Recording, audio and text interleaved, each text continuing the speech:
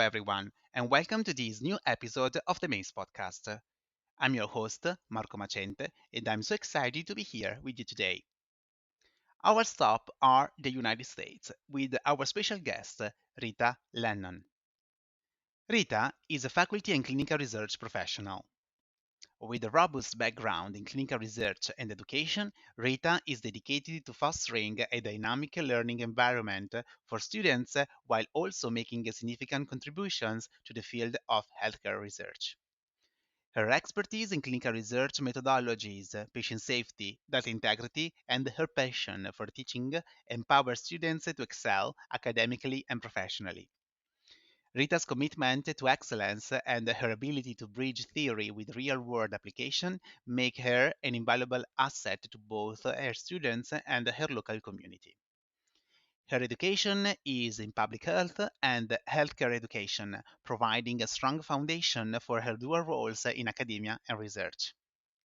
I will discuss with Rita the methodologies, the approaches that she has with her students, as well as the trends that she sees after the pandemic in learning and development.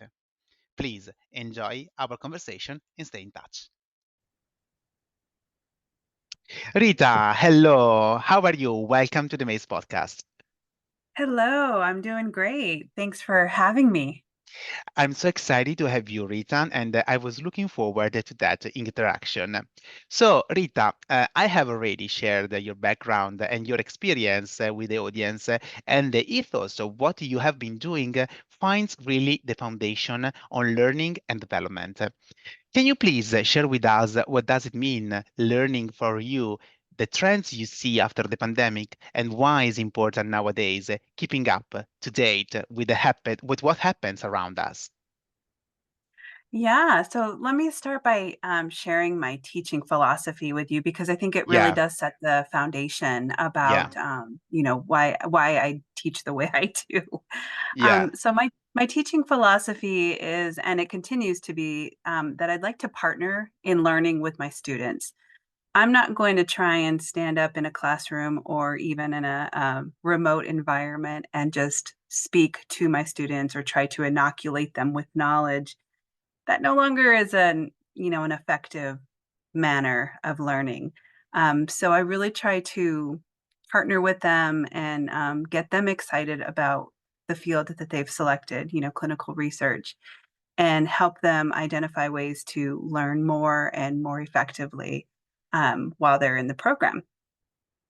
Now, the COVID pandemic, whew, that taught us that, being nimble and flexible is essential. A great deal of us obviously started already, we're working remotely, but not all of us, especially those who maybe were in like the hospital or the clinical setting. So at least for those people, um, it really taught us that we needed to find new ways and new opportunities to communicate maybe with our patients. How do we build rapport if we're meeting with them electronically and they're in pain, and how does that translate when we're talking to them? Can they see that we really do care, or does it look like it's just really you know sterile when we're talking to them? But also, we realize how important it is to have these conversations and effective conversations with our colleagues or those who are maybe in a hospital and we're not, like our physicians and our nurses and whatnot. So we try in the program to really teach students how to communicate effectively in all modalities, whether you're in person or remotely. Um, Also, we learned, those of us who are teaching in this program, we've learned that a lot of our students have transferable skills. And if are you familiar? You may not be familiar with what a transferable skill is, but that's like the ability to use a variety of learned skills that you may have learned in a different setting, and how can they work for us in clinical research and in healthcare. And so, what we have found is that many of our students don't realize that they have these skills, or how to transfer these skills.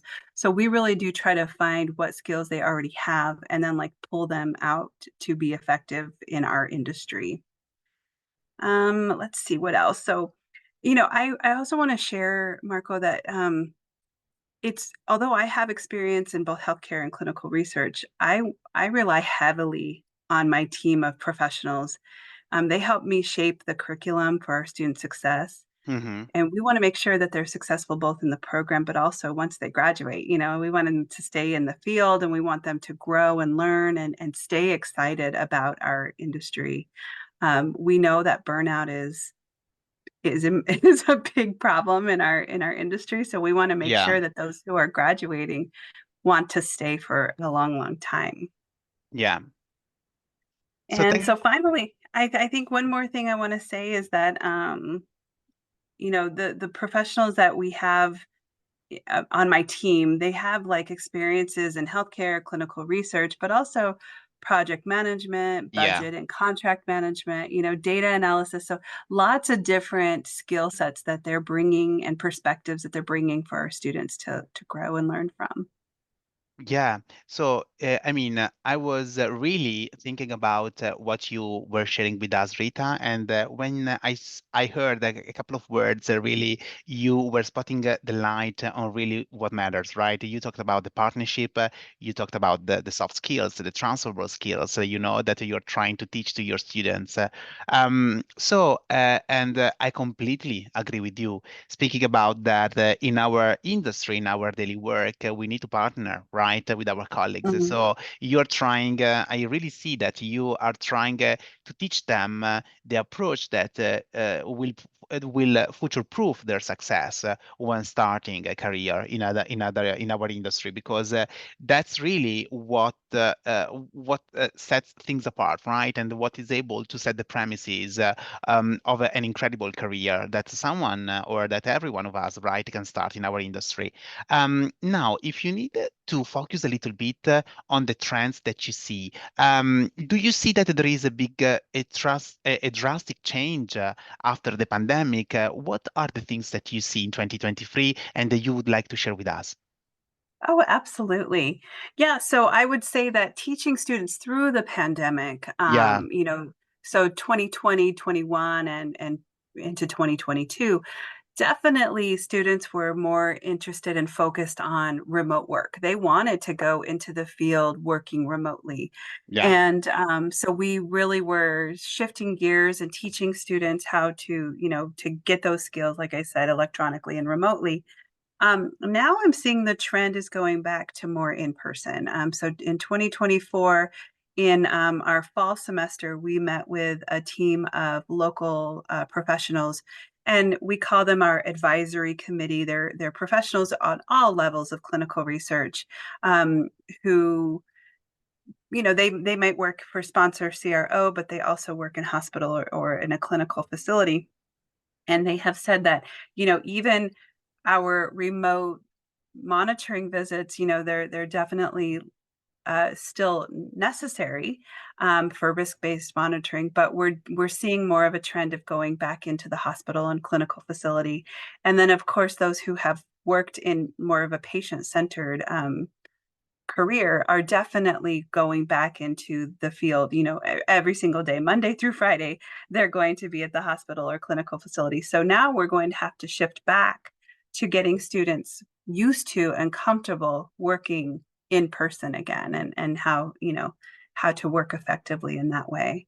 So Y- that's one of the trends I would say that I've seen more recently. Um, and, in this program, we have students who come from two different um, categories, I would say. Those who may have worked in a healthcare setting, and then those who have a degree but may not have worked in a healthcare setting. And so we have built two degrees for these two students. Those who might want to be working more on the professional side or the business side, I should say, the business aspect, maybe project management or as a CRA, and then those who are definitely wanting to work patient centered and work in the clinical setting. So those are also two trends that I have noticed as well. Yeah, yeah. Thanks a lot for sharing, Rita. And I completely agree with you. So we saw those trends also becoming real, right? Especially Yeah. after the pandemic. Going back a little bit on the type of the students that you are able to meet in your program. So you have a lot of students. We mentioned that want to enter into the industry or that want to change career without or with the background. and they want to have the right knowledge, right, in order to make this transition. Can you please share with us more about what you do in order to adapt and shape your approach when meeting those kind of students?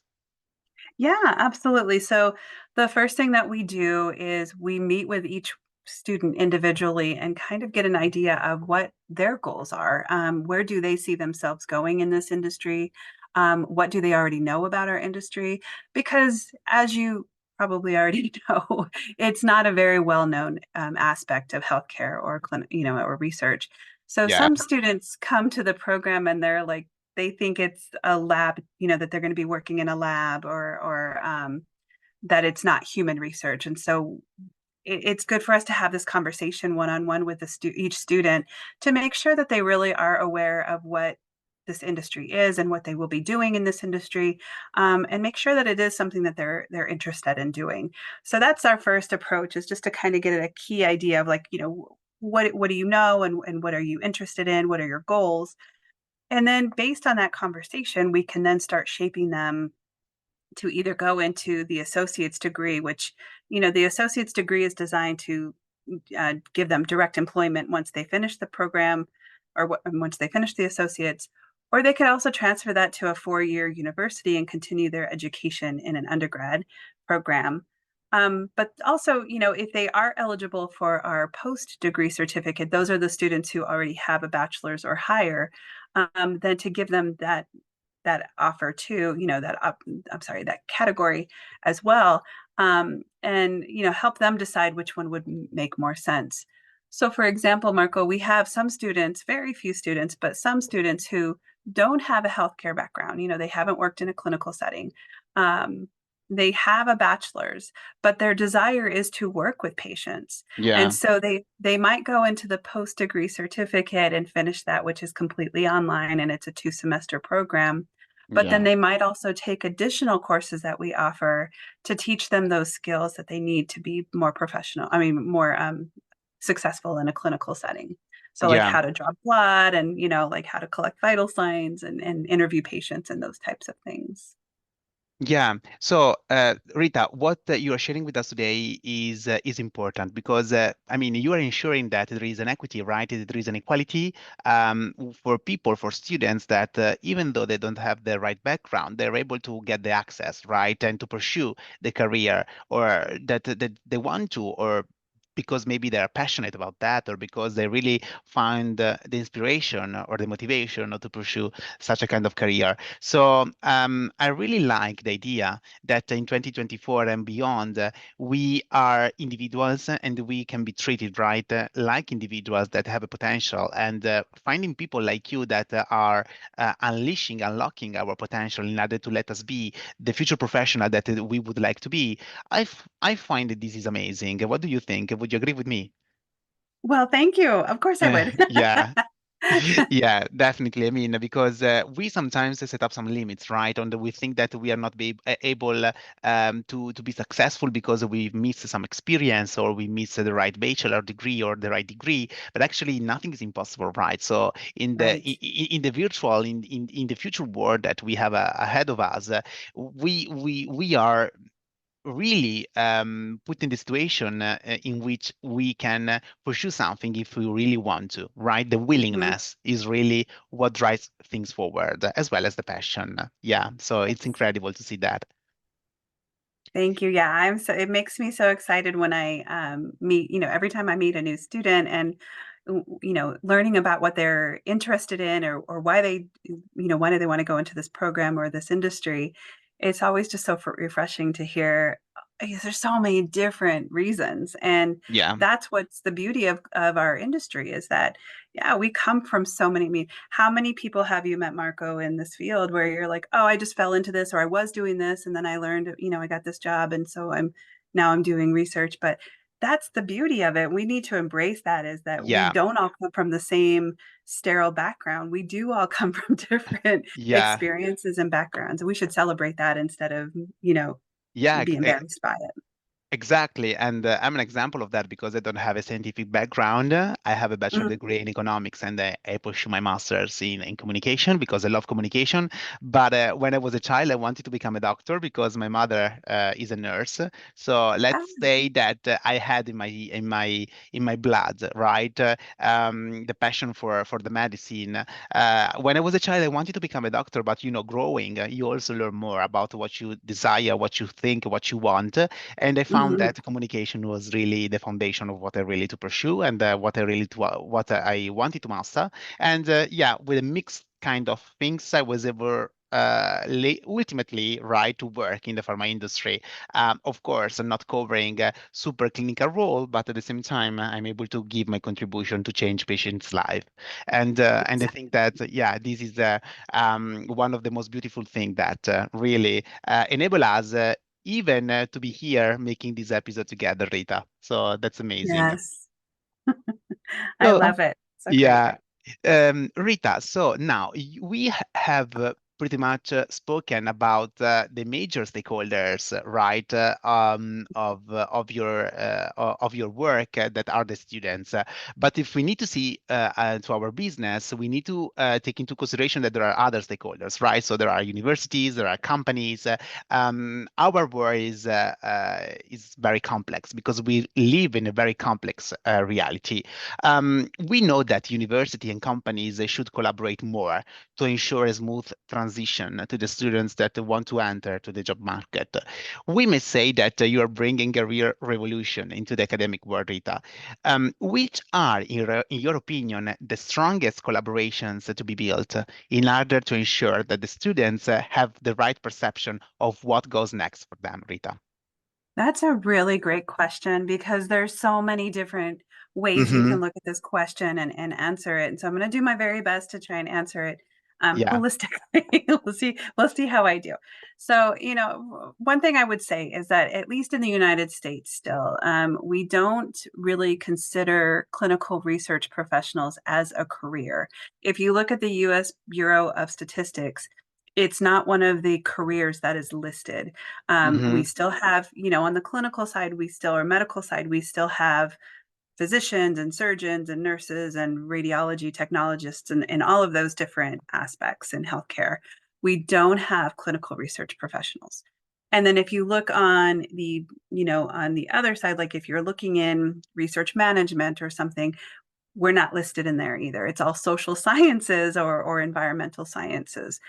So I think one of the things that we could do is really advocate for ourselves to become a career, or I'm sorry, to be recognized as a career. Hmm. Yeah. The other thing I think is really important is to take a really deep review about what are the skills that are really necessary for each job and maybe standardize the terminology that we use. Some of my colleagues still call research coordinators study coordinators. And I understand that that terminology is interchangeable, but when one is new and trying to find a job in the field, it makes it really hard if there's like several different ways that we are, terming ourselves. So are we study coordinators? Are we research coordinators? Can we all get behind levels like what a level one research coordinator does versus what a level three research coordinator does? In academia, I would say, is it really necessary to have a research nurse hired, or could a research coordinator level one do that job? And I'm certainly not trying to take jobs away from any one person or experience, but sometimes they're setting the bar so high and it's not necessarily needed to be set so high. If I need to explain that a little bit more, please let me know. I can go into that a little bit more. But I do so, just to kind of wrap up those two ideas, we Yeah. need to advocate for ourselves to be considered, be recognized as a career. And Yeah. then when we're posting for a new position, is it really necessary for them to have, the 5 years of experience and this level of education? Could an associate's degree level or educated level professional do the job just as well? Do they really need to have 5 years of experience? Would 1 or 2 years of experience be sufficient for that first entry level position? Yeah. So let's say that what we are hoping is a better clarity, right, on the Yes. terminology and on what we need in our industry in order to ensure that there is the right match of between the students that would like to pursue a specific role versus the roles that are out there and that, of course, can be brought to our attention and that they can be pursued by the students themselves. So making sure that we have a better clarity in the terminology will ensure also that the students or a certain students, let's say, can match for the right role in the right time in the right place, right? So let's say that this would help a Perfect. lot. Is that correct? Yes, that's a perfect way to articulate it. Thank you. Yeah, no, I mean, I completely agree with you, Rita. Of course, you are based in the United States, so you are bringing your perspective, being on the other side of the ocean. If we see that I'm based in Italy, and it's so incredible because, of course, we are able to share our perspectives, and that's bringing a lot of fresh air, right, of what is happening around us. I can Mhm. say that also here in Europe. I mean, here in Europe, we have specific roles, specific job descriptions, but I would say that sometimes I would say that I agree with you. We need better clarity because sometimes there is a mismatch between what a person can pursue, the degree that the person has, and sometimes what are the career opportunities that the role is also bringing in the future. So if we are able to a little bit align such a kind of information, I feel that the people, the students, would have a better understanding and would get better oriented in what the market can bring to them. Yeah, I completely agree with Yes. you. And now, Rita, we spoke about the students, we spoke about your approaches, your philosophy. Focusing on you, what is 2024 bringing to you, Rita? Which are your projects? Yeah, that's a great question too. There's a lot of things that I would like to see for this program, which are, my projects. So the first thing I would like to do is to see more students come into this field, whether it come through my program or a similar program. Here in the United States at the associates level, we only have less than 10 programs in the entire country that offer an associate level degree for clinical research. Um, and we have something that's called middle skills. It's a gap that, we have more people retiring or leaving the field than we have those coming into our field. And so we need to try and shorten that gap. We need to try and get that gap to get less deep. Yeah. So one of my projects will be to advocate. We're going to work with the Bureau of Statistics as we have been since 2014, so for 10 years, and trying to get this profession recognized as a career. Also, one of my projects is to get accredited. So we have our, of course, the institution that I am affiliated with, which is Pima Community College in Tucson, Arizona. It's accredited, through the Higher Learning Commission, but we have the opportunity to become accredited with KHEP. So this is for higher ed healthcare programs. And so I'm going to be working on that as well in 2024. So I'm very excited about that. Wow. I mean, good luck and congratulations. It's really inspiring to see, what you are heading to, Rita. It has been a pleasure. And also, I wanted to mention that, of course, we are here thanks to a colleague that works with me in here at Seniors Health because, networking is really the future of our profession and also the bridges that we are able to